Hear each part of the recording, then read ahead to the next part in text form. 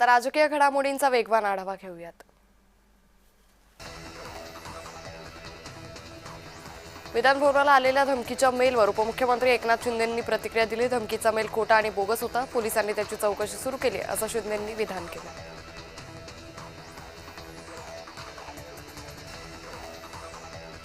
मुख्यमंत्री फडणवीसांच्या नेतृत्वात मुंबई आणि महाराष्ट्र सुरक्षित आहे। राऊतांच्या पक्षाचे सरकार असताना महाराष्ट्राची काय अवस्था होती याचा त्यांनी विचार करावा। मुंबई सुरक्षित नसल्याच्या अफवा राऊत पसरवतायत असं म्हणत नवनाथ बन यांनी संजय राऊतांवर टीका केली। विधान भवनामध्ये बॉम्ब बसल्याची बातमी समोर आली। यावर हर्षवर्धन सपकाळांनी टीका केली आहे। कायदा सुव्यवस्थेच्या बाबतीत महाराष्ट्राची परिस्थिती नाजूक आहे। विधान भवनापर्यंत अशा स्वरूपाच्या बातम्या येत असतील तर हे चिंतनीय आहे असंही ते म्हणाले।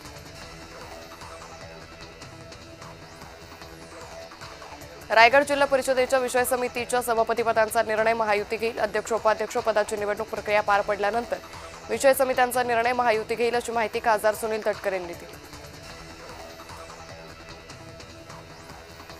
रायगड जिल्हा परिषदेत अजित पवारांच्या राष्ट्रवादीच्या गटनेतेपदी सावरोली गटातून निवडून आलेले सदस्य संतोष बेलमैरे यांची निवड करण्यात आली। प्रदेशाध्यक्ष सुनील तटकरे यांनी घोषणा केली।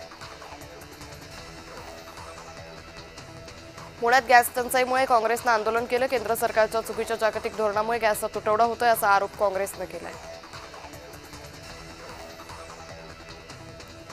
विधान भवनाला बॉम्ब उडवण्याची धमकीचा सकाळी 6:57 काल मेल आला होता। पोलिसांनी तातडीनं दखल घेतली आहे। मेल खोटा असल्याची माहिती आहे। काही विकृत व्यक्तींच्या माध्यमातून या गोष्टी होत असतात अशी माहिती मंत्री पंकज भोयर यांनी दिली।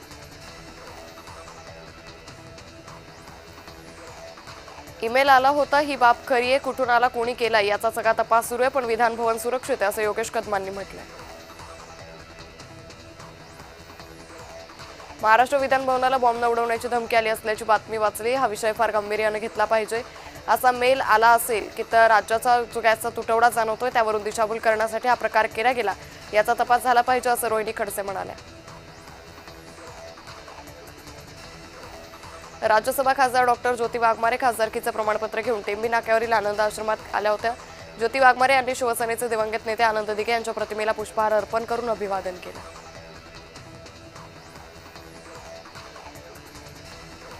दिव्यांगांना स्वयंरोजगारासाठी 15,000 रुपये हा निधी फार कमी आहे असं वक्तव्य बच्चू कडूंनी केलं। 2016च्या कायद्यानुसार 5% निधी दिव्यांगांसाठी राखीव ठेवला पाहिजे असंही बच्चू कडू म्हणाले। सार्वजनिक आरोग्य विभागाच्या जाहिरातीवर भाजप आमदार गोपीचंद पडळकरांनी आक्षेप घेतला। वैद्यकीय अधिकारी गट अ पदभरतीवर पडळकरांनी आक्षेप घेतला। संबंधित 1440 जागांची जाहिरात ही आरक्षणाच्या टक्केवारीनुसार दिलेली नाही असा मुद्दा पडळकरांनी उपस्थित केला। एनडीआरएफच्या नियमांवर आंबा काजू उत्पादक शेतकऱ्यांना नुकसान भरपाई दिली पाहिजे। आपण दिल्ली इथं एनडीआरएफच्या कक्षाच्या प्रतिनिधींसोबत चर्चा केली आहे। मुख्यमंत्री फडणवीसांनी शासनाच्या मार्फत कोकणात आंबा नुकसानीबाबत पथक पाठवण्यासंदर्भात निर्णय घ्यावा अशी मागणी राजू शेट्टींनी केली आहे। करमाळ्यात भाजप आणि राष्ट्रवादी एकत्र आलेत। करमाळा पंचायत समिती सभापती पदासाठी भाजपच्या पूजा ढेरे, उपसभापतीपदी राष्ट्रवादीचे अजित विघ्ने यांची बिनविरोध निवड झाली। या निवडीनंतर भाजप राष्ट्रवादीच्या कार्यकर्त्यांनी जल्लोष केला। पंढरपूर पंचायत समितीवर भाजपचा झेंडा फडकलाय। समिती सभापतीपदी भाजपचे शुभम आगवणे यांची निवड झाली। उपसभापतीपदी राष्ट्रवादीचे प्रमोद देशमुख यांच्या नावाची घोषणा झाली।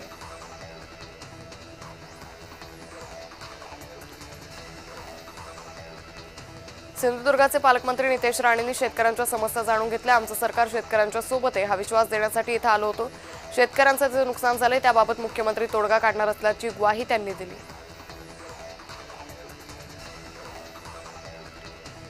विधान भवन बॉम्ब उडवण्याची धमकी आल्यानंतर अर्थसंकल्पीय अधिवेशन सुरू असल्यानं त्या अनुषंगानं अत्यावश्यक चौकशी आणि तपासणी केली अशी माहिती सभापती राम शिंदे यांनी दिली।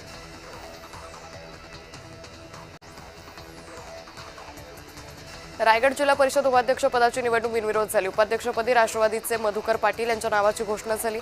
निवडणूक निर्णय अधिकाऱ्यांनी घोषणा केल्यानंतर महायुतीच्या कार्यकर्त्यांनी जल्लोष केला।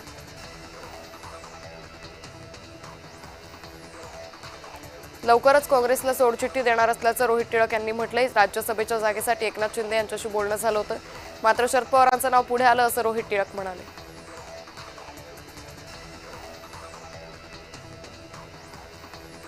चिमुकल्यांमध्ये महाराष्ट्राच्या पहिल्या महिला उपमुख्यमंत्री सुनेत्रा पवारांची क्रेज पाहायला मिळाली। स्वर्गीय यशवंतराव चव्हाण स्मृतीस्थळावर लहान मुलांनी उत्साहात सुनेत्रा पवारांचं स्वागत केलं। आखाती युद्धामुळे शेतकऱ्यांचा कवडीमोल दराने माल विकला जातोय। शेतकऱ्यांच्या अडचणी वाढल्यात। काही दिवसांनी माल खराब होईल। युद्धाच्या पार्श्वभूमीवर गांभीर्य लक्षात घेऊन सरकारने उपाययोजना करावी अशी मागणी विजय वडेट्टीवारांनी केली। रायगड जिल्हा परिषद अध्यक्षपदाचा उमेदवार ठरलाय। भाजपचे मंगेश वाकडेकर यांची अध्यक्षपदी वर्णी लागली। प्रदेशाध्यक्ष रवींद्र चव्हाणांनी अधिकृत पत्राद्वारे उमेदवारी जाहीर केली। सोलापूरमध्ये आयटी पार्कसाठी याच वर्षी आवश्यक निधी उपलब्ध करून देण्यात येईल अशी घोषणा मुख्यमंत्र्यांनी केली। विमानतळावर नाईट लँडिंगची सुविधा, शासकीय अभियांत्रिकी महाविद्यालय आणि उड्डाणपुलासाठी निधीची तरतूद करण्यात आली आहे।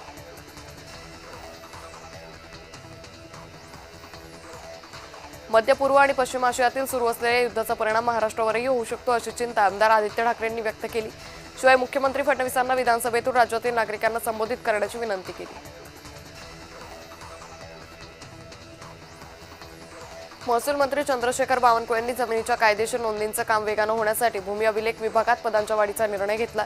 राज्यातील भूमी अभिलेख विभागात 994 पदांच्या वाढीसह एकूण 10,683 पदांचा नवा आकृतीबंध मंजूर केला गेला।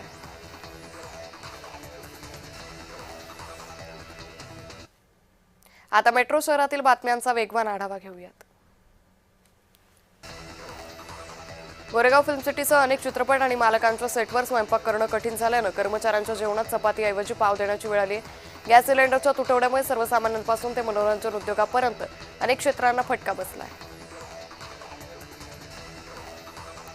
घरगुती गॅससाठी कोल्हापूरमध्ये ग्राहकांच्या रांगा लागल्या। यावेळी गॅसधारकांनी गॅस वितरणाच्या दारामध्ये गर्दी केल्यानं एकच गोंधळ झाला। घरगुती गॅसचा पुरवठा व्यवस्थित असल्याचं जिल्हा पुरवठा अधिकाऱ्यांनी सांगितलंय। युद्धामुळे निर्माण झालेल्या गॅस टंचाईचा सर्वाधिक फटका देशभरातील देवस्थानाला बसलाय। गॅसअभावी अन्नछत्र आणि महाप्रसाद कसा द्यावा असा प्रश्न सतावतोय। वाफेची यंत्रणा वापरण्याची वेळ देवस्थानावर आली आहे।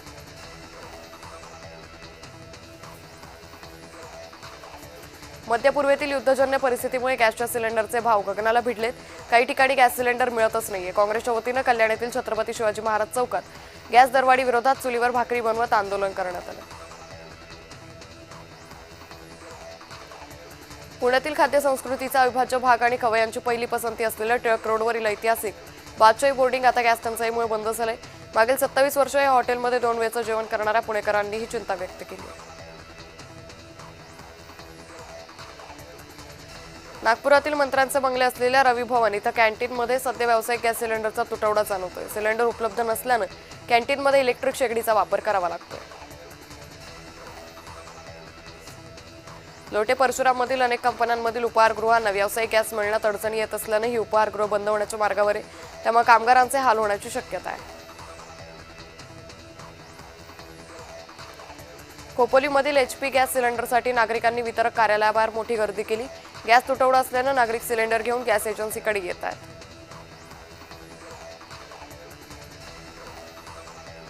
बारामतीतील गॅस एजन्सीबाहेर सर्वसामान्य गॅस बुकिंगसाठी गर्दी करत आहे। बारामतीच्या तहसीलदारांनी गॅस वितरकांची बैठक घेतली। गॅसचा पुरवठा सुरू ठेवा असे निर्देश दिले। राज्यात महाराष्ट्र केसरी स्पर्धांच्या मुद्द्यावरून कुस्तीगिरांनी आक्रोश केला। मुंबईतल्या आझाद मैदानात अनेक पैलवान कुस्तीप्रेमींनी यावेळी हजेरी लावली। संघटनांच्या वादामुळे राज्यात 4 महाराष्ट्र केसरी स्पर्धा होत आहेत। पुण्यात सिंहगड रस्त्यावर LPG गॅस मिळवण्यासाठी लोकांच्या रांगा लागल्याचे चित्र पाहायला मिळते। नागरिक पहाटेपासून रांगेत उभे राहूनही गैरसोय होत असल्यानं त्यांनी संताप व्यक्त केला। घरगुती आणि व्यावसायिक गॅस सिलेंडरच्या दरवाढीच्या निषेधात पनवेल शहर जिल्हा काँग्रेसच्या वतीने प्रांत कार्यालयासमोर आंदोलन करण्यात आले। यावेळी गॅस सिलेंडर तिरडीवर ठेवून प्रतिकात्मक अंत्ययात्रा काढत घोषणाबाजी करण्यात आली।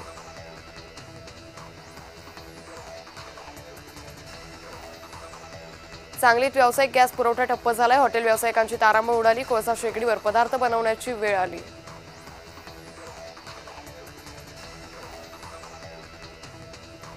नागपुरात पुढील 2 दिवस उष्णतेचा येलो अलर्ट दिलाय। बहुतांश जिल्ह्यात तापमान 40 अंशांच्या पुढे जाण्याची शक्यता आहे अशी माहिती हवामान विभाग शास्त्रज्ञ प्रवीण कुमार यांनी दिली। नाशिकमधील सत्ताधारी पक्षातील नगरसेवकांनी महापालिकेसमोर आंदोलन केलं। नाशिकच्या प्रभाग क्रमांक 16 इथल्या DP रस्ता आणि नंदिनी गोदावरी संगम पूल बांधणं ही कामं कुंभमेळा प्रकल्पात समाविष्ट करण्याची मागणी त्यांनी केली आहे.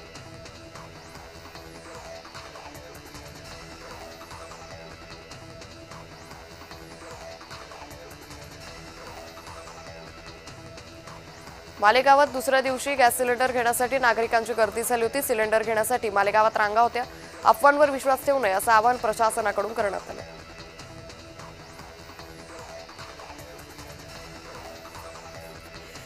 कोल्हापुरात महाविकास आघाडीच्या वतीने लाक्षणिक साखळी उपोषण केलं जाते.